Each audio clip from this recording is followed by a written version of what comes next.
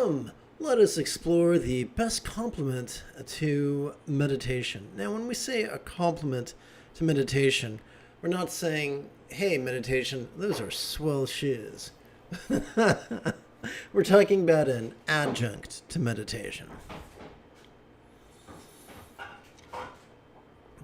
This evening's lesson is drawn from a good-hearted question found on Reddit. The question begins, supplemental practices to meditation, and then continues. I'm wondering if anyone has any supplemental activities to meditation, particularly practices from Eastern spirituality and philosophy, that they feel enhance their mental well-being and ability to navigate suffering.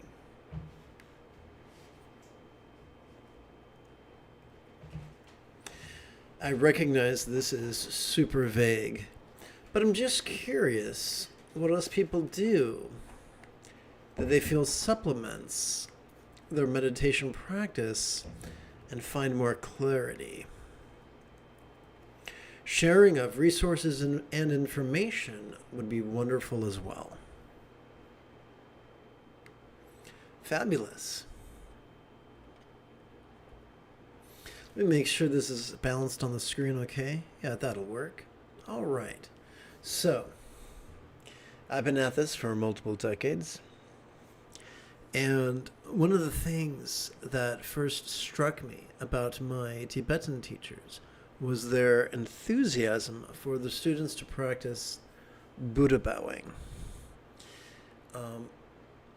I just kind of went along for the ride as a newbie, just kind of did what I was told.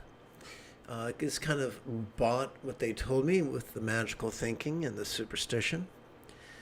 But at one point, I was taking a course on Hawaiian mana practice. And the instructor explained that after doing something extremely mental, it's important to balance that by doing something extremely physical. And then the meditation practice made more sense to me. Many, many, many years and adventures and misadventures have elapsed since those halcyon days.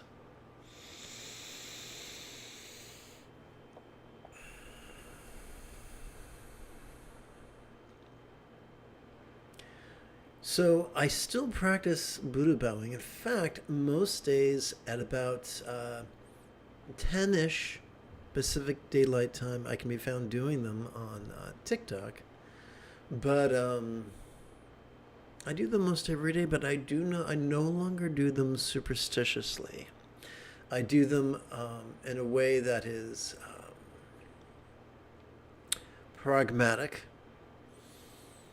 and acupuncture oriented and simply calisthenic.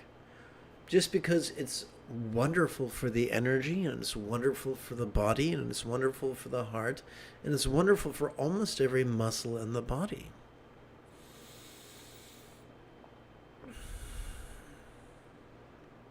So I mentioned the idea of not practicing superstitiously, so I'd like to back that up.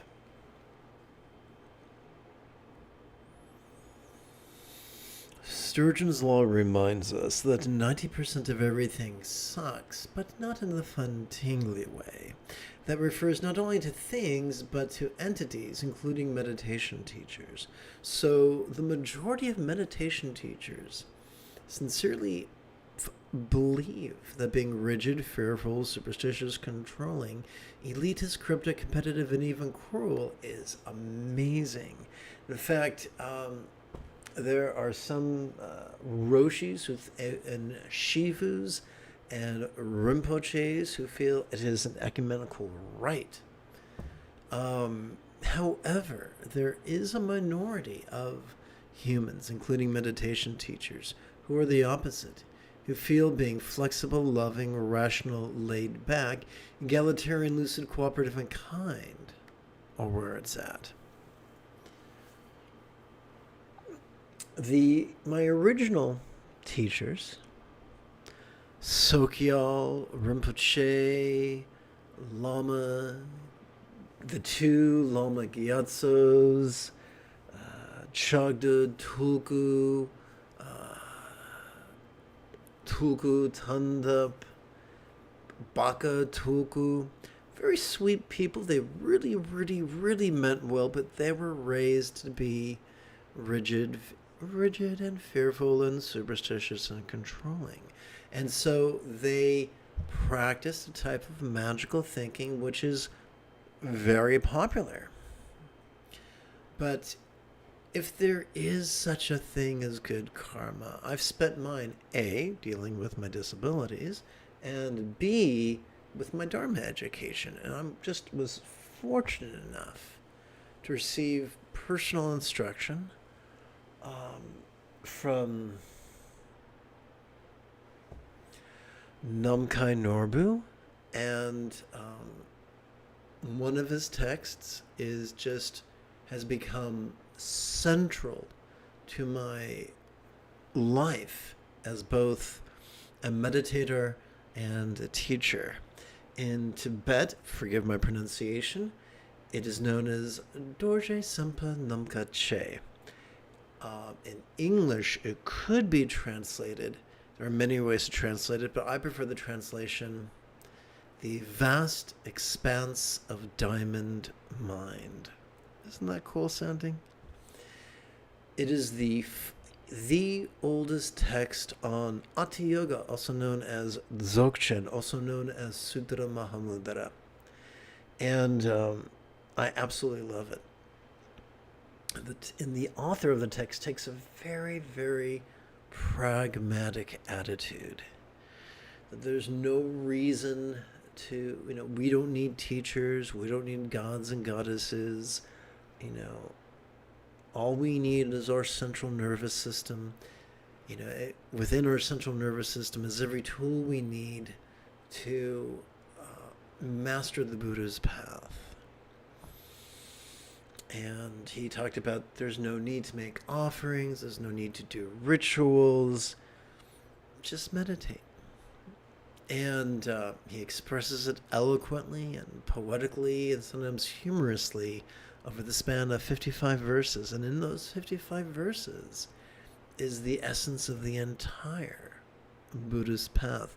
So from the perspective of Prahe Vajra, who the Tibetans refer to as Gaurab Dorje, I practice Buddha bowing as purely a form of calisthenics, which has benefits that are physical, muscular, organic, for want of a better word, energetic, and cardiopulmonary.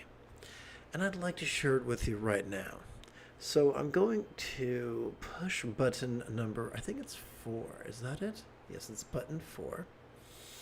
I'm going to swing the camera around, open my yoga mat, swing the bike, and try to show you how to do this. But before I do that, let me stand right here and show you how to do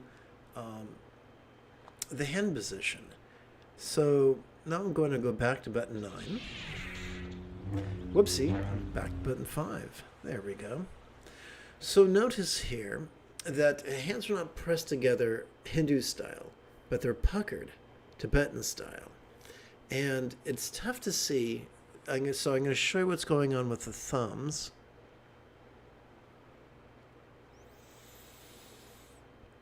I'm going to do my best to swing around and show you what's going on.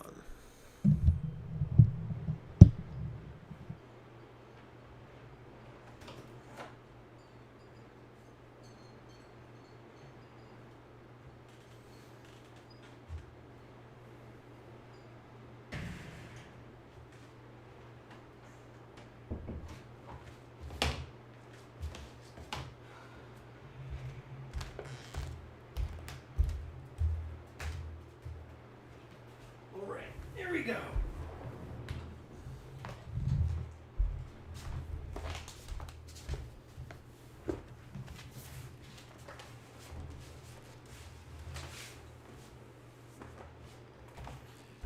So the first thing I'm going to do is show you what's going on with the hands. So there's the great knuckle here and the second knuckle here. And on the inside of the second knuckle is a set of creases. So we're sliding the thumbs up to those creases right there. Can you see that?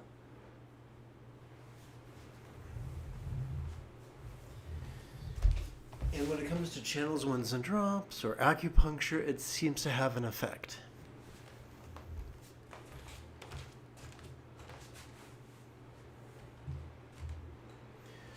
All right.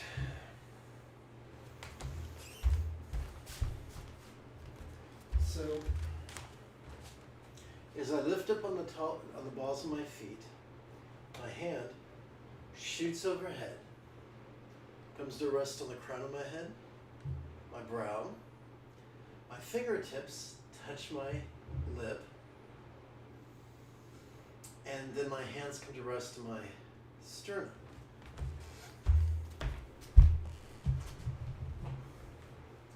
Crown, brow, lips, sternum.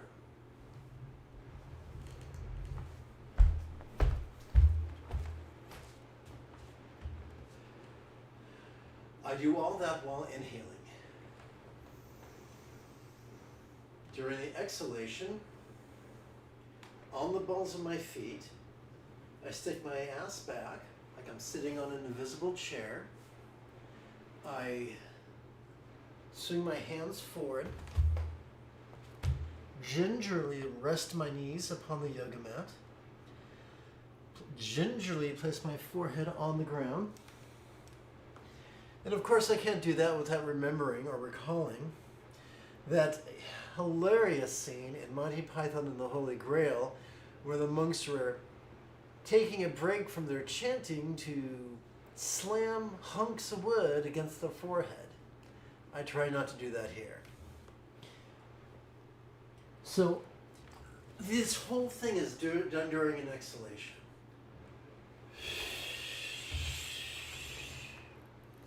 As I continue the exhalation, my arms slide forward, my elbows make contact, and I touch my chest down to the mat. I begin inhaling as I stretch my arms forward,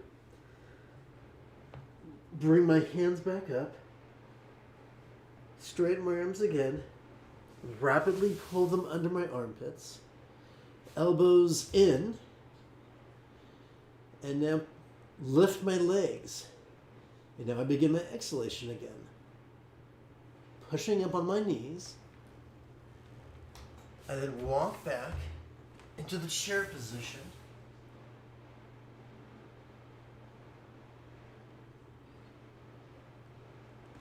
Hop up, and I'm ready for my inhalation. So let's do that one more time, 2 more times.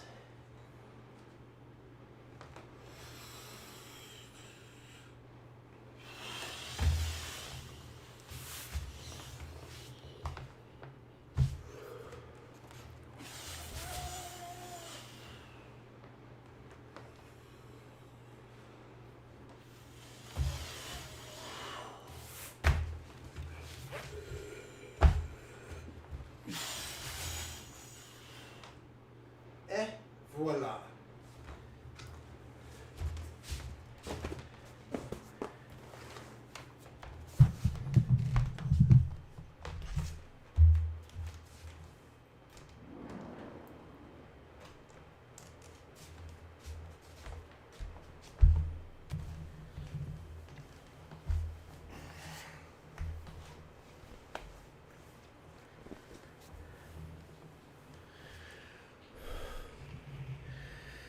Whew. Okay.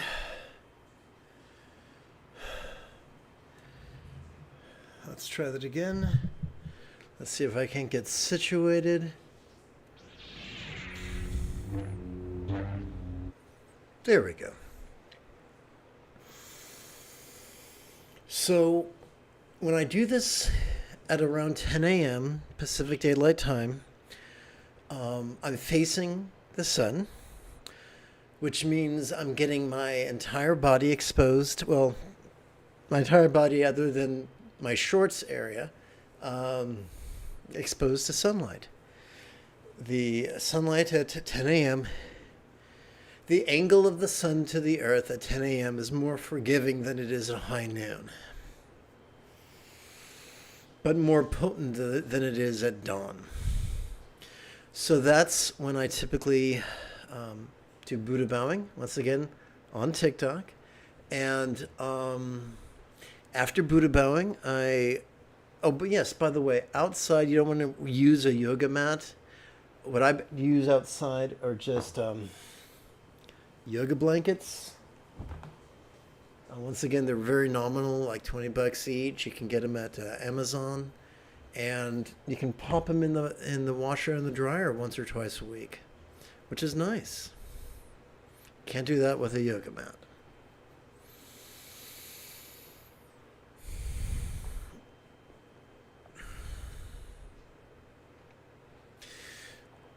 Now, let's see here. I'm going to press button. Here we go.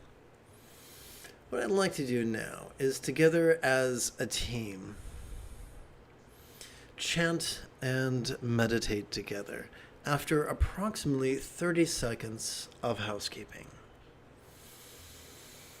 This is Lama Jigme Gyatso of the Buddha Joy Meditation School. For more than 30 years, I've spent about 8 hours a day, almost every day, studying, practicing, mastering, and reverse engineering each technique of each meditation school, or each school of meditation, so that you won't have to. Welcome, my friends, to Meditate Like a Jedi, which is made possible due to the generosity of viewers just like you. And so, as I inferred, I'd like to, I think it could be great fun if, together as a team, we explored the latest iteration of the vast expanse of Diamond Mind, composed many centuries ago by Prahe Vajra, translated recently by Geshe Donden, and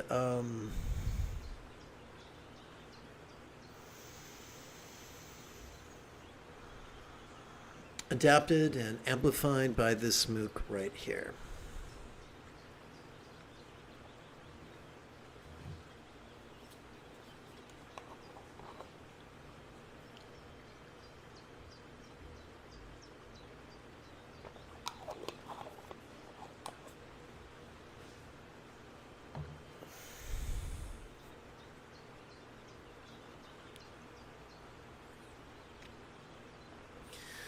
Please chant with me. Some meditators strive to put their minds into a thought-free state, thinking this gives them access to something subtle. They isolate themselves in lonely places. Examine closely, this seems to be a form of conceptual meditation. So, what the author is inferring is that the practice of mind blanking, or any attempt to practice mind blanking, is folly. Our brains are wired to enthusiastically perceive, vulnerably, passively, viscerally, randomly, and fleetingly.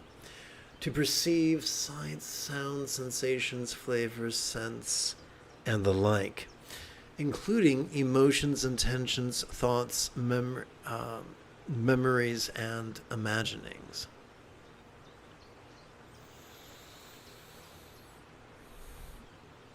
The momentum of these perceptions and the objects of these perceptions are not a hindrance. They are a tool, a marvelous tool. Remember, the most efficient way to practice mindfulness is to silently, mentally, and passively recite the demonstrative pronoun this during each inhalation.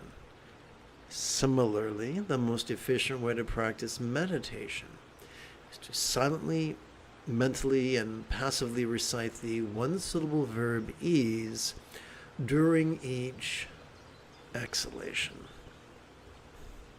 And so now let us practice approximately 96 rounds, assuming a round is just one inhalation followed by one exhalation.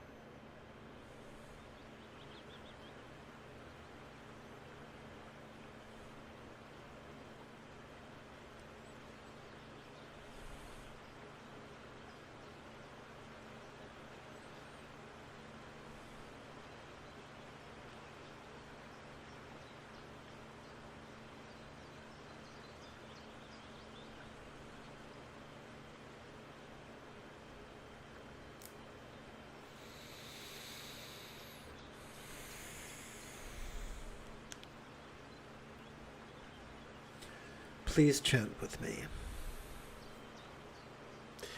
Thinking in terms of causes and reasons, such seekers strive to transcend this world. They reject the good. Let's try that again. They reject the bad and accept the good. Although non-dual wisdom already transcends dualities like bad and good. So what's going on here?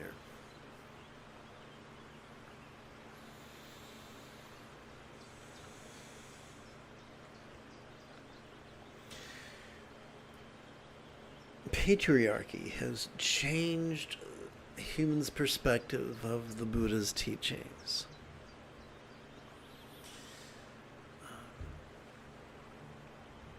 The only cause and effect the Buddha really talked about was the simple things like our body affects our experience of pleasure and pain. Our experience of pleasure and pain affects our ability to appraise, our appraisal of the intensity of pleasure and pain. Our appraisal of the intensity of pleasure and pain affects our survival drives, our survival impulses. Our survival impulses affect our mind. In addition to our perceptions, our emotions, intentions, thoughts, memories, and imaginings. That's all. Buddha didn't speak moralistically, although many people spoke in his name moralistically. He didn't say, do good things so you can have good things. Avoid bad things so you can avoid bad things. For such things, remember, 50% of the Buddha's Eightfold Path pertains to loving kindness. And doing things to avoid punishment is not about love. Doing things for reward is not about love. Furthermore, the more that we master mindfulness and meditation, the more that our choices, utterances, and deeds will flow with the effortless effort of love's centered spontaneity. Practice mindfulness and meditation, and love and centered spontaneity will take care of all the rest.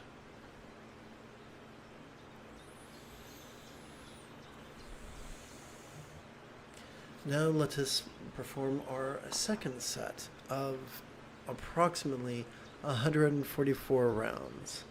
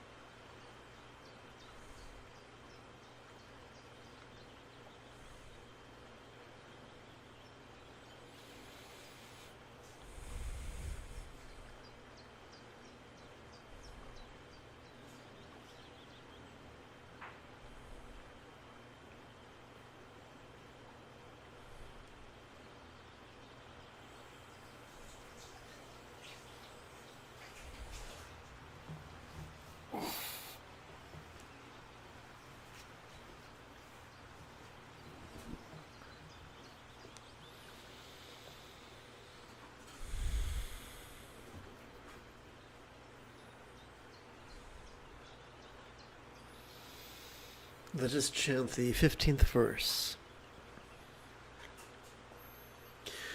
Clinging and indifference are concepts, so to echo like is anything in between.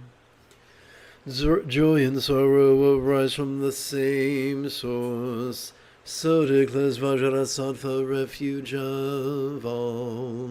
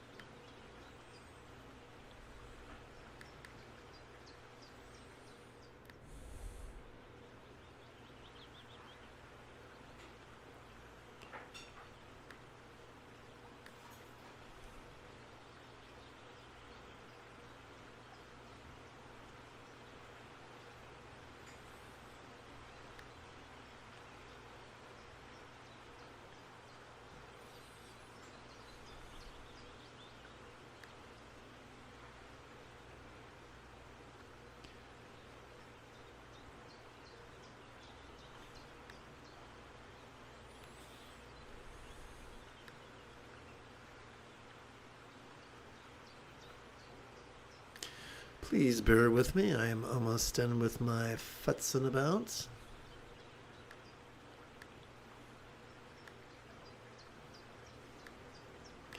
Alrighty.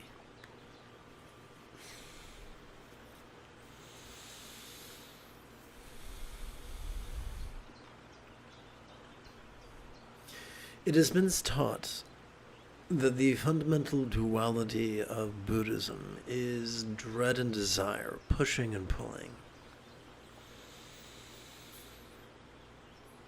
But we were taught by the author of this text that what those two things have in common, they're mental phenomena.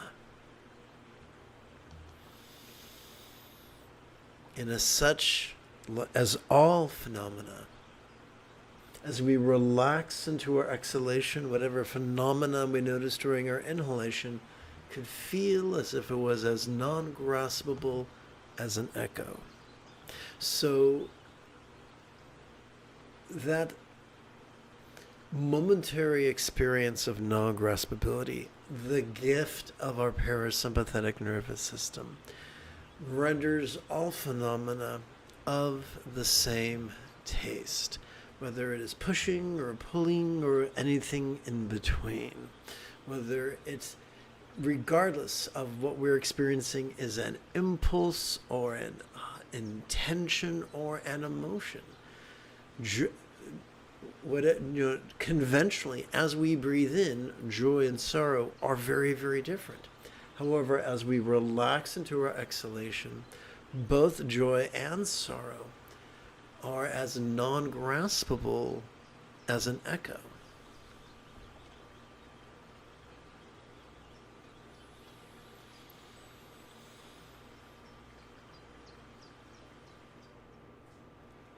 The author then makes an appeal to authority logical fallacy by saying this is true because an authority said it's true, which is unfortunate, but given the ecumenical circumstance in which he was in, it's understandable to a certain degree. So you and I do not have to believe in any Buddhas. All we have to do is notice that although things are very, very different as we breathe in, as we relax into our exhalation, things begin to feel less tangible, less permanent, less defining. And that's how we cope. As we breathe in, thanks to our sympathetic nervous system, we practice great vulnerability and perceive all within and without. The external, the internal, the physical, the mental, the pleasurable, the painful, the interesting, the boring, the glorious, and the grotesque. So how do we cope with the slings and arrows of outrageous fortune? Every time we breathe out, every time we relax into our exhalation, thanks to our parasympathetic nervous system, we're able to cope, at least momentarily. the more we meditate effectively, relying upon our autonomic nervous system, the more our amygdala, the seat of anger and hate, will mellow out, and the more our anterior cingulate gyrus, the seat of empathy, will light up. The highest love is spontaneous and uncontrived. And when that is the puppet master of our choices, utterances, and deeds, then everything else takes care of itself.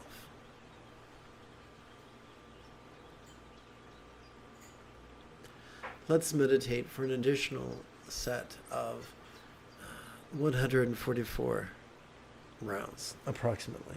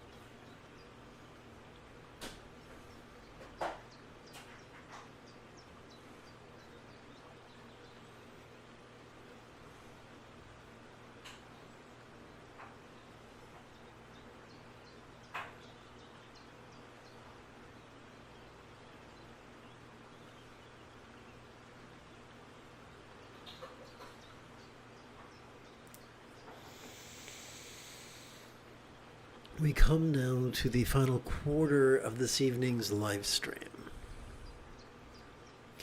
Won't you please chant the 16th verse with me? Where else could aversion, attachment, and anger arise, except from the luminous energy of mind? One moment.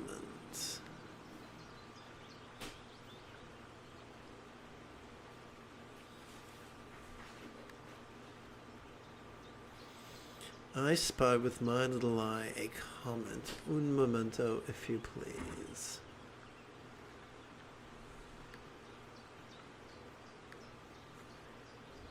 Okay. Where else could aversion, attachment, and anger arise, except from the luminous energy of mind? Objects of pleasure or just this, formulations of energy of the light of wisdom.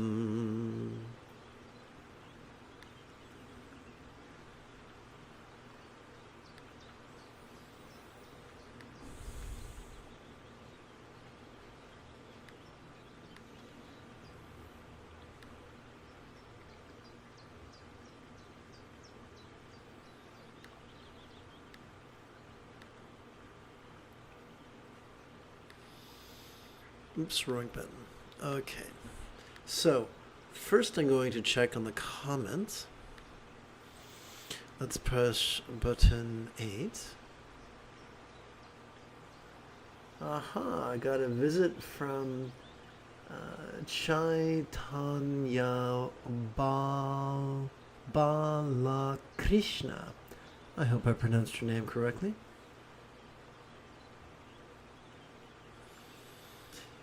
Right back at you, my friend.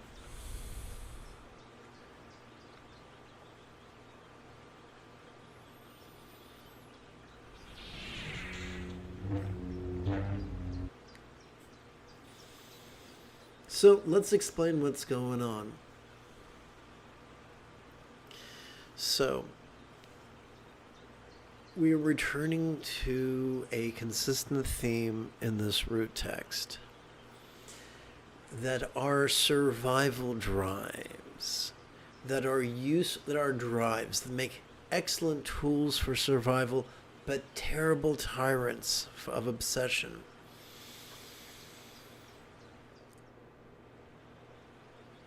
Are born from our mind.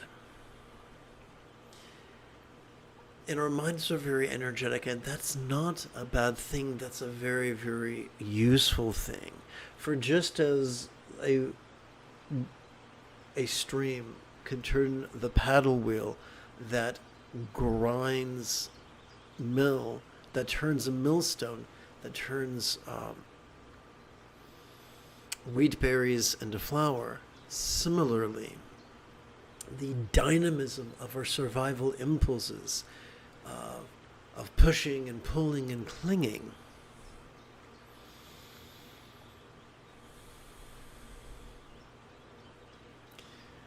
can help us to fuel our awareness and release.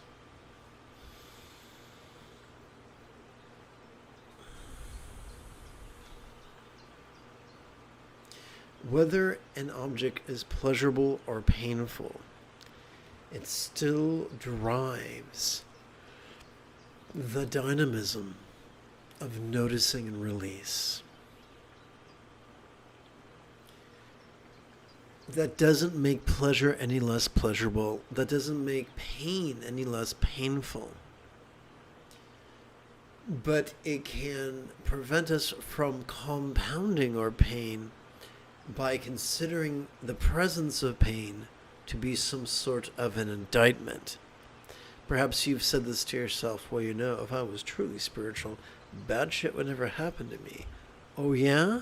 Tell Jesus they crucified him after torturing him.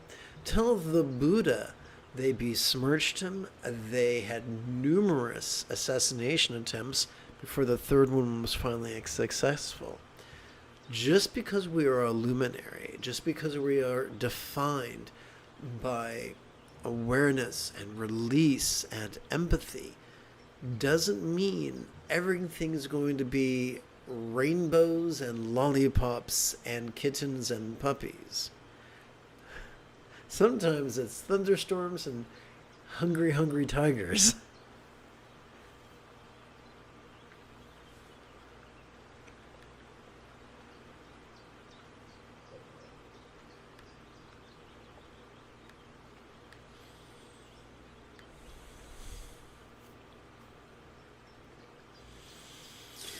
And now let us practice this evening's final set of approximately 96 rounds of mindfulness and meditation.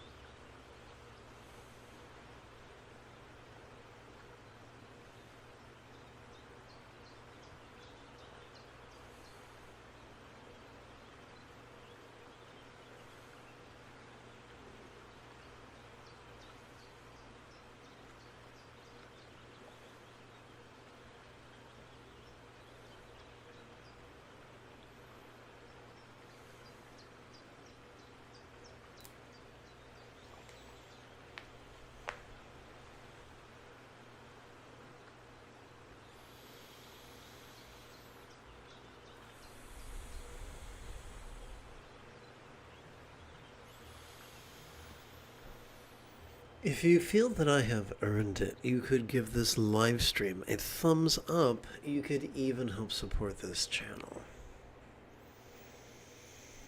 In approximately 10 and 2/3 hours, I would very much like to return to lead tomorrow's early morning meditation class and group practice. And if you are as geeky as me, may the Force be with you always.